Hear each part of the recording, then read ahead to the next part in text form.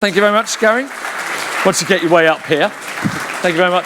And trustees, if you'd like to make your way down here, please. We're going to arrange you in a line similar to like a police identification line, really. So if you have seen these people before, please call Crime Watch and let them know. So Gary, I'll hand over to you. Thank you. Thank you.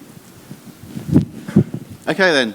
This is the annual general meeting, it's actually reporting on 2015. Just want to introduce you to the current board at the moment. I won't get them to individually introduce themselves, I'm sure you know them, and I think for some reason they're quite identifiable. So do take an opportunity to come and speak to them. Okay, do you want to take a seat now? Thank you.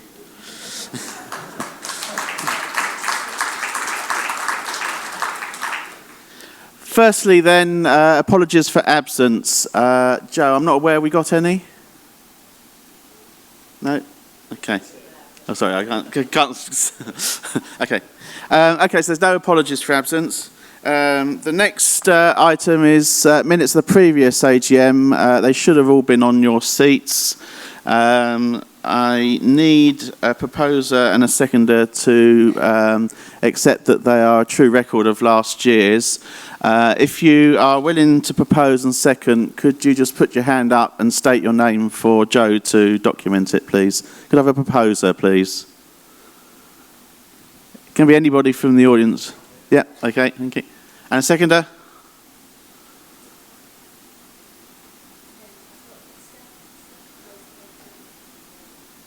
Yeah.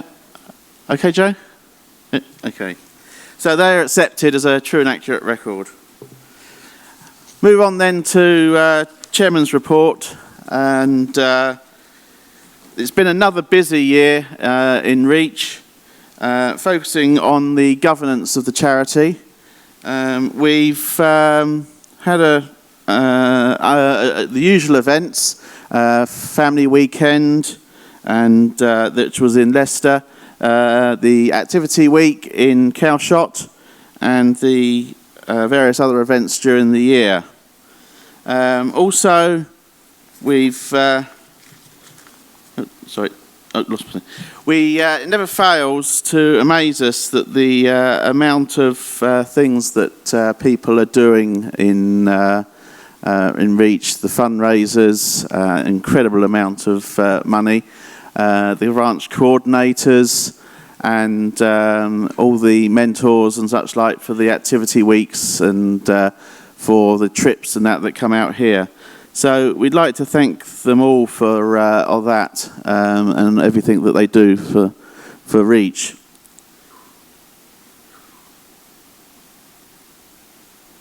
The sorry, I've got the lights. Yeah, the mentors in the activity week are very important, and in the year we're reporting, we started a new format of mentoring weekend training. We did try this a few years ago, but we had a number of sort of steady mentors, and the need for the training sort of dwindled, and it wasn't worth putting on. But we've got quite a few new mentors coming through, so we held a new format mentor weekend again at Calshot. This was largely hosted by one of our trustees, Phil Robertson, who has an extensive experience in youth organisations and youth work from a number of national organisations. And we gave them skills in group dynamics, managing youth, how youth work in groups, various safeguarding, child protection issues, and also then got them to do a few team building exercises and that. This proved extremely successful, and we repeated it again last year at the in Wales, which obviously will be reported in next year's. These people are key to the organisation, and so the activity weeks wouldn't be able to be run without it. The activity week itself was run in Calshot. It's always a popular venue. I know some of the mentors do find that particular venue challenging because it is a public area out on the end of the spit in Southampton. But the activity weeks are still growing from strength to strength, and it's a very successful event. Changing various children's lives really does happen at the activity week. And often we get reports of children who come to join the coach very shy, don't want to talk to anybody, hide their arms, and they come back off the coach talking to hundreds of friends they made, and their arm is in the bag, and they're sort of quite happy and content. And so it really does change the children's lives and is worthwhile. So if your child is within the age group and hasn't attended, I'd thoroughly recommend looking at it.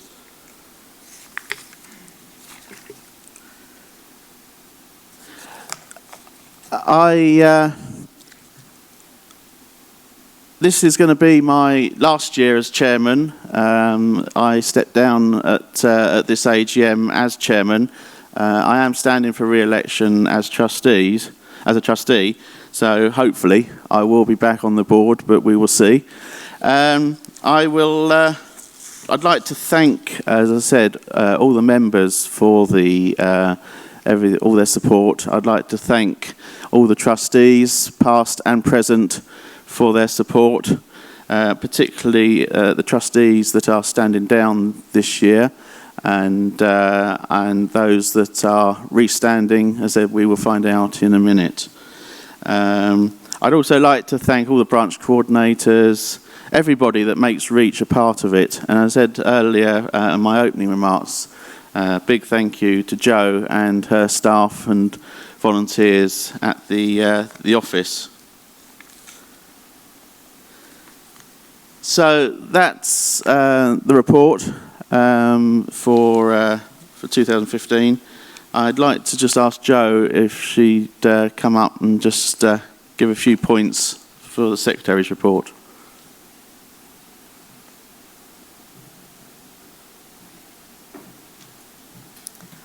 I'm going to say one sentence and I'm going to hold this up. The Reach world has been condensed for 2015 into this little document. I've brought a new spelling to the world, and it's hincome, not income. I'll just draw your attention to the fact that I know I'm not perfect.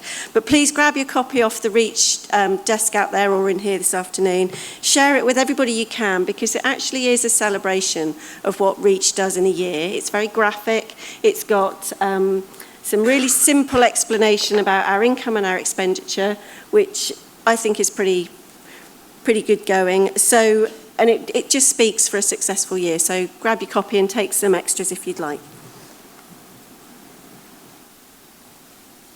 Thank you, Jo. We've had a good year with regards to finance. We've had a busy year. We've had a lot going on, and just like to ask our Treasurer, Phil Robertson, to come up and tell you a bit about what's been going on financially.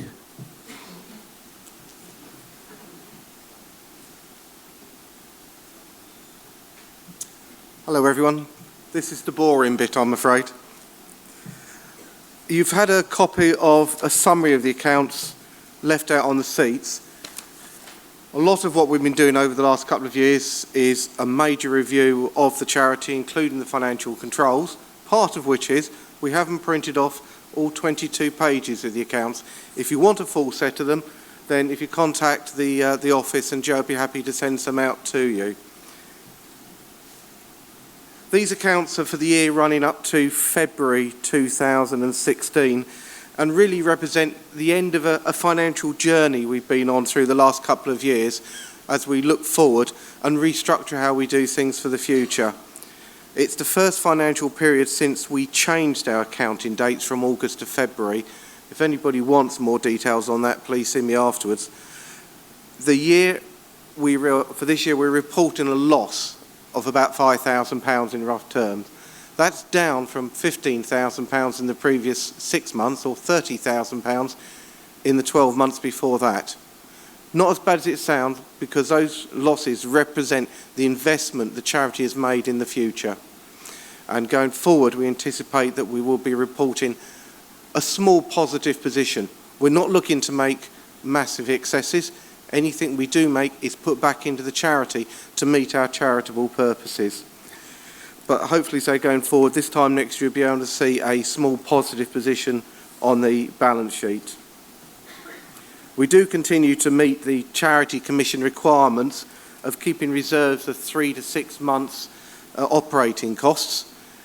We are comfortable that we continue to do that, and so any other funds in excess of that will be coming back in, particularly if you look at the website about the bursaries that are available, and everyone is very welcome to apply for those. We do continue to look at all the costs of everything we do, including this weekend.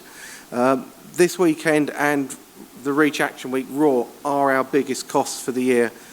As Gary said earlier, Raw has been amazingly successful this year. With ever-increasing costs, we did ask people if they were able to make a bigger contribution towards the costs, which I have to say most people were able to do, and I thank you very much for that. Overall, as a charity, we are dependent upon people raising funds and making donations to the charity. And although there are a number of details of a lot of exciting things within this booklet, there are just a couple I would just like to mention. First of all, our marathon runners for the year, all of whom exceeded their target of raising in excess of £1,250 each. That really makes a difference. Sean Watson, who cycled from London to Paris and raised over £1,200. Natasha Hutchins and James Leeclap, who raised £1,400 in the Bristol and Bath Marathon. And then Jane Crook of the North West branch, who raised some £5,000 through local trust applications and match funding her volunteer time through her employer's scheme. I would say if anybody is doing any sort of fundraising, please ask your employees if they do any form of charitable support, match fundraising or donations. It makes an enormous difference to what we can get in. And at the same time, if you are a taxpayer, remember you can, or the charity can claim gift aid back on everything you raise. It gives us an extra 25% at no cost to yourself. And finally, Sian Brooks has been organising our May Ball for years, and she stepped down this year. And did she go out with a bang? Raised an astonishing £22,000 at our May Ball. I hate to think how much she's raised over the years, but it's a colossal figure for her. So Sian, sincere appreciation of what you've done over very many years, and I think we all owe you a massive round of applause.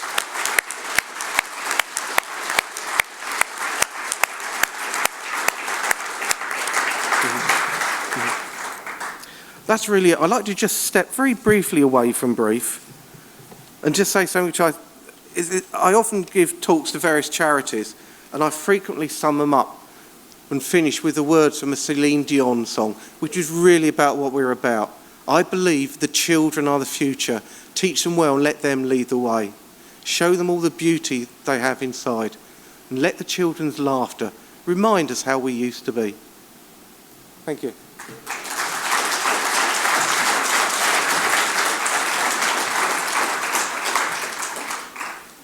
Okay, just two final items. The first one is, as I said, trustee election and resolution has been out for voting over the last few weeks.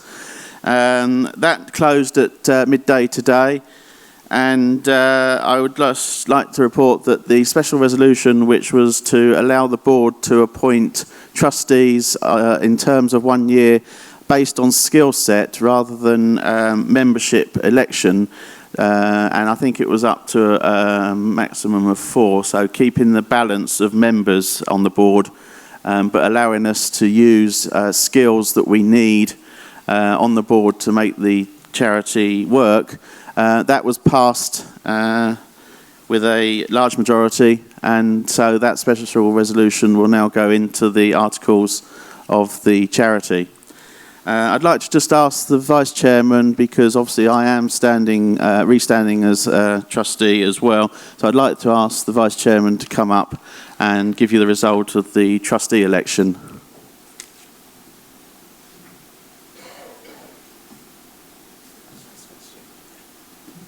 Thanks, Gary. After Philip mentioning all that Sian has done, Sian is also up for re-election, so I have the potential duty of telling her to get off the board after we've just said that. So lucky me. Thanks, Gary. First of all, a big thank you to all the candidates this year. We had 5 candidates, and all of them had a broad range of skills and talents that it's really positive to see they want to bring and use their time towards Reach. So big thank you to all of them. 5 candidates, but there's only 3 places up for the vote. So the 3 names that have won after the polls closed, not won, candidates that have been successful. Ruth Lester, who will be new to the board. Gary Phillips, been voted back in, so no crying.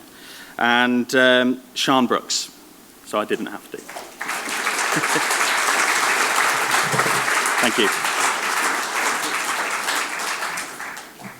Okay. Finally then, I'd like to thank everybody, and especially the board, for all their support and assistance. As I said, I'm stepping down as chairman at the end of this AGM, so there will be a new chairman at our next meeting. Basically, if there are any questions now for the board, please ask them away. If we got my microphone somewhere. Are there any questions at all? I can't see any hands. No? Okay. Right. Well, I now announce that the AGM is now formally closed, and I'll just hand back to Alistair just to finalise the conference part of the weekend. Thank you, Gary.